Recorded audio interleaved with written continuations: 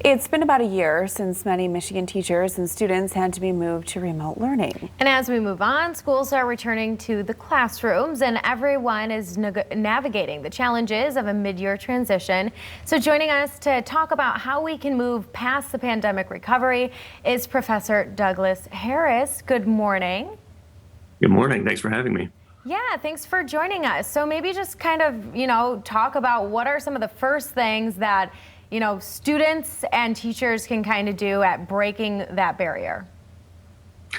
Well, I think the first question is, how's school going to look different from before? So I think we keep talking about going back to normal, but I don't think schools are or really should go back to the way they were before, because this has created an opportunity. As much as it's been a crisis, it's also created an opportunity for making schools better. So there are a lot of decisions to make, that schools have to make around how are they going to use technology going forward, and how should they? How are the school schedules going to change?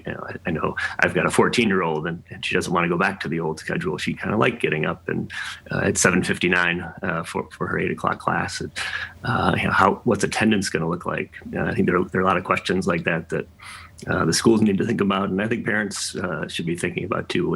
What would they like to see school look like in this coming year? And, talk a little bit about the research that you've done and what you've learned, and, I guess what advice, if you will, you would offer when it comes to education reforms in the years to follow.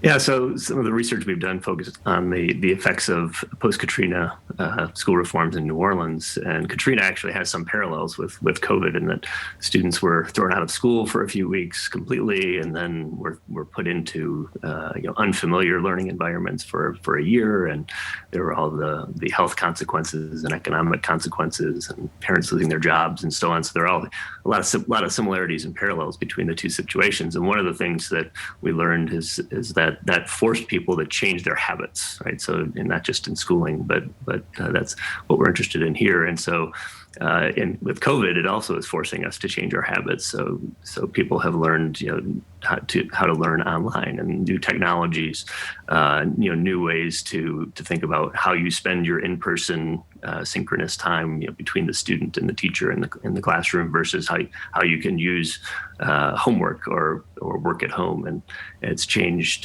habits around how parents interact with their kids and with their teachers, because now the parents have taken on a much bigger role.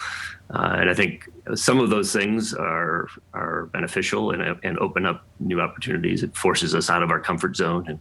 And now that we've learned these new things, we can put some of the ones that we like the best to good use. Absolutely.